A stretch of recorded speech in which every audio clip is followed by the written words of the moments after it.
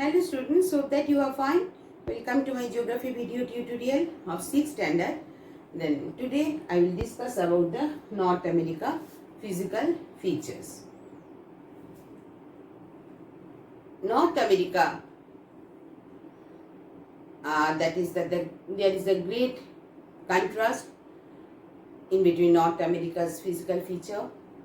There are variety of landforms in the physical features.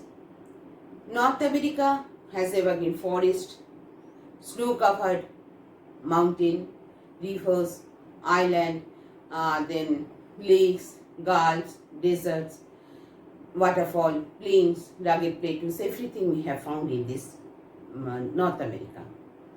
The continents roughly divided into physical divisions such as Western Cordillera, this is Western Cordillera, then Eastern Cordillera, which one is known as Appalachian, then Central Plains, this side Central Plains, and Canadian Shields and Laurentian Plateau.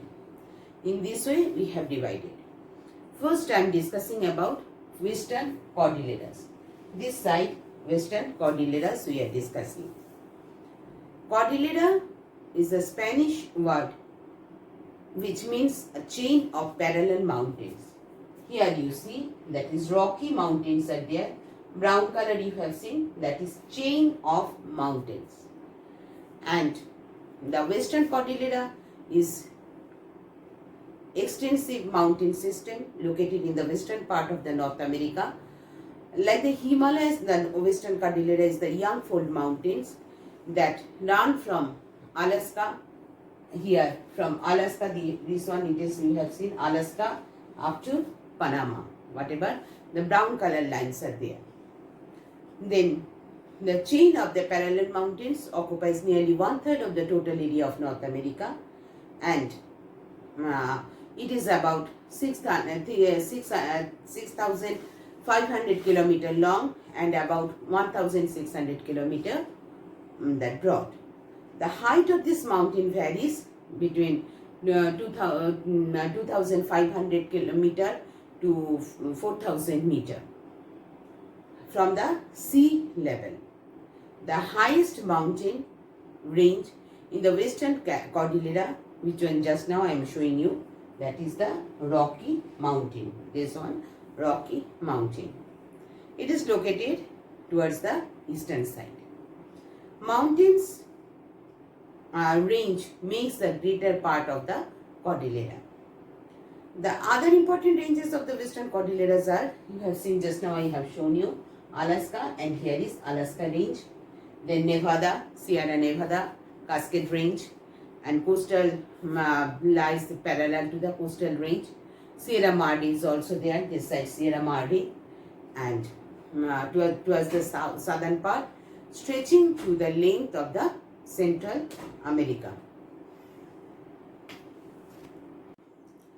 Now I will start with Eastern Cordillera, means this side Appalachian Mountain. The Appalachian Highlands is called Eastern Cordillera. Here also that is chain of mountain. So it's situated along the eastern side of North America. The Appalachians are the old and rugged mountains. This one, the Appalachian Mountains were once a very big or high mountains. Now, the average height of the mountain varies from 1,000 meter to 1,800 meter. The Appalachians are a 2,575 kilometer long. It is a chain of, as it is a chain of mountains, that's why it is called Cordillera. It acts as a barrier between the Atlantic coast and the interior northern part of the coast. Then this stretches the valley. Here St. Lawrence River is flowing. You have seen this one is St. Lawrence River. St. Lawrence River is flowing through here, means eastern United States, and there are a number of short rivers are there in the Appalachian Mountain. They flow from the Atlantic coast.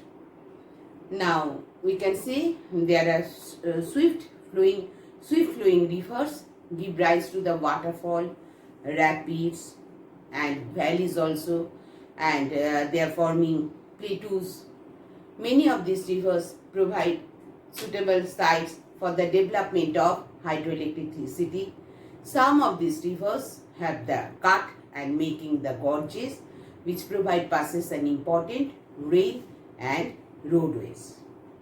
Now I will discuss about the central plains. This is the third part. This is third part, central plains.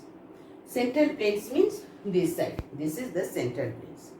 The central plains, or this is called prairie. This one is called prairie region. Prairie lies between the Appalachian Mountain, one side means eastern side Appalachian Mountain and western side Rocky Mountain. In between this area, that is called prairie land. This prairies is the French word. It means meadow or the grassland. Wherever the North America central lowland stretches from the Arctic Ocean in the north and Gulf of Mexico in the south. The prairies are about 6,000 km long and about 2,000 km broad. The prairies are flat, humid in the eastern side and are quite high in the 500 meter and comparatively dry in the west. The northern part of prairies slopes towards the Arctic Ocean, whereas in the southern part slopes towards the Antarctic Ocean and the Gulf of Mexico, this one. The region is one of the biggest and the most fertile plain land of the world. This is the grassland. These are so many rivers are also flowing there. The rivers, the prairies are known for their highest wheat production of the world, and this region is called wheat basket of the world. The prairies are drained by two main rivers, that is Mackenzie to north, that is Mackenzie River 3-4. The first is Mackenzie, then Mississippi, Missouri, St. Lawrence and the Saskatchewan and Nelson River. I am finishing this part here only, and my next video I will discuss about the Canadian Shield and Laurentian Shield and other parts also. Hope that it will be helpful for you. Thank you.